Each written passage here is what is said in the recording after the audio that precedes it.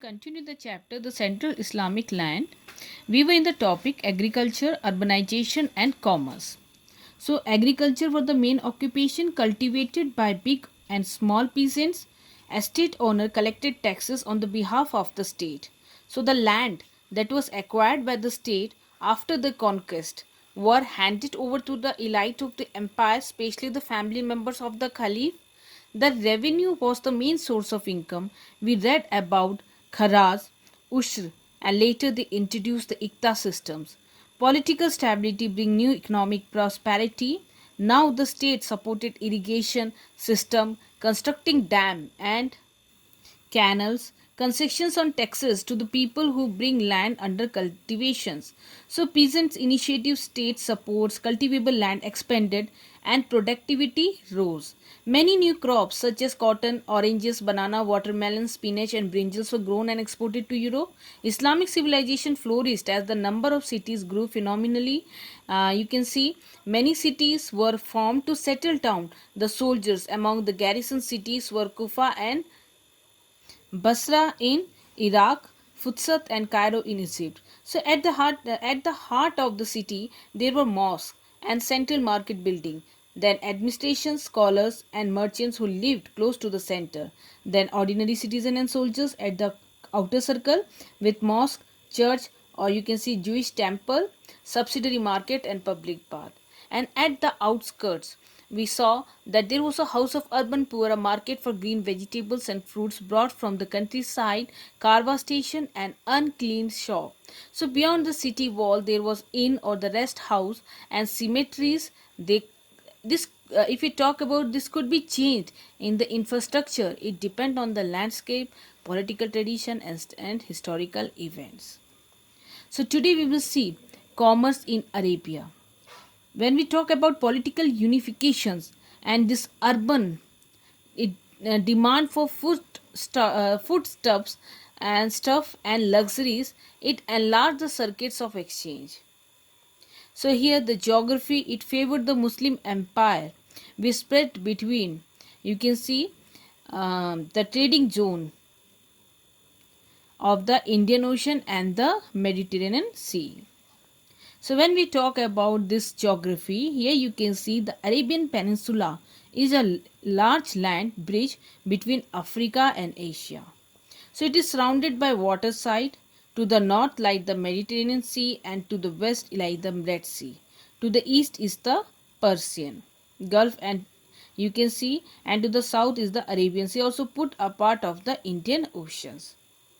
So because of this geographical location, the Arab and the Iranian they had monopolized here over you can see maritime trade between China, India and Europe for 500 years, 5 centuries.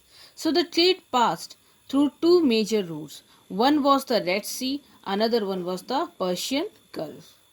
So high value goods such as the spice, textile and this gunpowder they were shipped from India and China to the Red Sea. Okay, and here you can see Adan and Edab. These were the two ports of Adan and Edab, and the Gulf of Port Shiraf and Basra. So from here you can see the merchandise. This was carried over land in camel, and this karwa to the warehouse of Baghdad, Damascus, and Aleppo for local consumption or transmission. It means they forward it to another place. So the karwa they passing through Makkah get bigger when the Hajj pilgrimage time match with the time of the karwa during the monsoon season. So when we talk about this Mediterranean, the end of the trade route export to Europe was from the port of Alexandria. Okay, and this port were handled to the Jewish merchant. Some of them they traded directly with India, as you can see from their letter that is preserved in Geniza collection that we will discuss later. So here you can see the port near Red Sea and the port near Persian Gulf. So these were the ports where trades were carried further. Okay, and here you can see Mediterranean Sea And when we talk about export to Europe, it is carried through Alexandria, okay, which were handled by Jewish merchant. And then you can see however from the 10th century Red Sea, it gained popularity, okay, it gained importance due to the rise of, you can see, Cairo as a center of commerce and power, and growing demand for the eastern goods from the trading cities of Italy. This flourished because it became the important center of what? Commerce. And here you can see from Italy there was what? There was a demand of the eastern goods. Here come paper, Gensey record and history. So when we talk about the history of paper, paper that was made from linen came from China. Okay. So here you can see where manufacture of paper was kept secret. So here you can see in 751 the Muslim governor of Samarkand took 20,000 Chinese invaders as prisoner, some of whom were good at making paper for the next 100 years. So Samarkand paper, it remained an important export item. Then since you can see Islam prohibited monopolism, so now you can see the paper began manufactured in the rest of the Islamic world. So here by the middle of the 10th century, you can see it had moved more or less replaced this papyrus, okay, the writing material made from the inner stem of a plant that grew free in the Nile River valley. So this demand of this paper increased. Abd al-Latif, who came from Baghdad, was a physician, and you can see he stayed, or he was the resident of Egypt in the year 1193 to 1207. He wrote that how Egyptian peasants, they robbed the graves of mummy to obtain the linen in which the mummies were wrapped, to sell that linen to the paper factory, as the demand for linen was very high, okay, to make paper in the manufacturing industries. So here due to the paper it became easier to the writing of commercial and personal documents of all kinds. So in 1896 a huge collection of medieval Jewish documents were discovered in a sealed room. Geniza, pronounced here you can see Geniza of the Ben Ezra synagogue. Okay, here you can see in Old Cairo. So due to the Jewish traditions, this document was preserved, as the tradition was that if they won't destroy any piece of writing that contained the name of the god. Then here you can see the Geniza was found to contain 2.5 lakh manuscripts and the fragments, in which many of them were of mid 8th century. So most documents were dated around 10th to 13th century, and then you can see is from the Fatimid, Ayyubid and early Mamluk periods. So these documents, they include personal letters between merchants, their families, friends, contract, promises of dowry, sale documents, laundry list and other items. So you will see the most of the documents were written in Jewish Arabic, a version of Arabic written in Hebrew characters that was commonly used by Jewish community throughout the medieval Mediterranean. So the Geniza document, it provides rich insight into personal and you can see economic experiences, as also into the Mediterranean and Islamic culture. So this document is suggested that the business skill and commercial techniques, you can say, of merchants of the medieval Islamic world were advanced than the European counterpart. And you can see this Gatian wrote a multi-volume history of the Mediterranean from Geniza records, whatever records are the collections, okay. And then it was Amitav Ghosh was inspired by a Geniza letter to tell the story of an Indian slave in his book In an Antique Land. So here you can see toward the eastern end, okay, Karwa of the Iranian merchant, they set out from Baghdad along the Silk Route to China. Then they formed the base through the basic cities of Bukhara and Samarkand.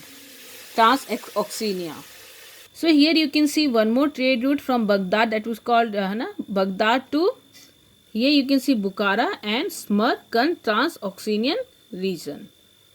Okay, and there from this routes, okay, from this route they bring what?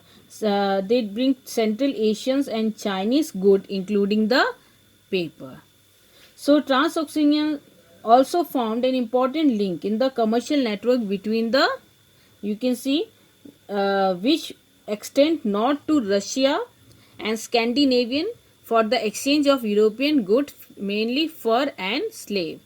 So Samarkand or Transoxania region is a very important region as it trade with Central Asia and China, as well as the trade route. It's a link. It is a network or a link from where they trade to the Russia and Scandinavian for the exchange of European goods, mainly fur and slaves.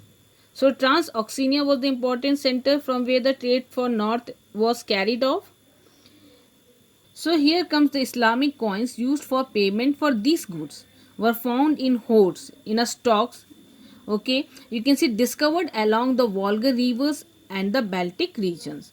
From these markets, they what did markets, males and female Turkish slaves, gulams, too, were purchased for the courts of the caliphates or Khalifa and Sultan.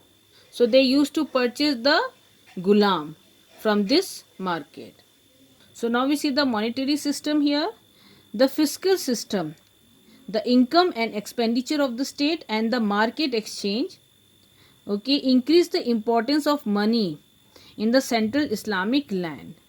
So the coin of gold, silver, copper were minted and circulated, and money were kept often in a bag, and it was sealed by the money changers, okay, who in terms of good and service paid money.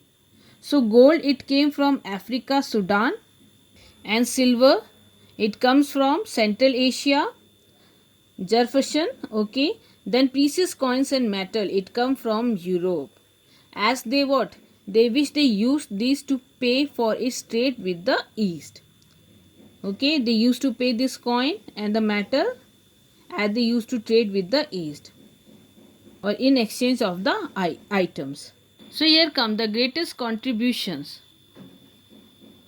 of this Muslim world to the medieval economic life was the development of superior method of payment. So one was the letter of credit, okay, another one was the business, you can see bill of exchange. So in one method, this letter of credit, or we call it check, SAK, okay, were used by the merchant and these bankers to transfer money from one place or individual to another. So here you can see the widespread use of commercial paper. It freed merchant from the need to carry cash everywhere and also made their owner safer. So the Caliph too used the sak, the check, to pay salaries or reward to the poet and the minstrel. So it became a custom or a tradition. So it became a tradition to open family business and employ the slave to run their affairs. And then formal business arrangement was also in, that we call muzarba, was also common, to which one individual person it provides startup capital to another individual who will do the actual work, but the profit and loss was distributed equally amongst the partners. So Islam did not stop people from making money so long as certain prohibitions or restrictions were respected. One was riba, of taking interest bearing transaction. It means taking interest was unlawful. So all the peoples, they were very clever. They cleverly take a high rate of interest here, such as borrowing money in one types of coin and paying in another, while discussing the interest as a commission on currency exchange. So here we saw that taking interest was prohibited, but then also the people, they cleverly take the interest as they borrow one type of coin, and then when they had to pay it, they have to in another type of coins. So they take interest as a commission on currency exchange. So many tales from the thousands and one night, okay, Alaf Lela and Wa Lela, given in the pictures of medieval Islamic society, featuring characters such as the sailors, slaves, merchants, and money chargers. So, students, we saw how economy run in the Islamic world. Demand for good, and you can see transaction in the form of coin, check, draft, and interest on money was prohibited. Then also, while exchanging the coin, they borrow their own interest.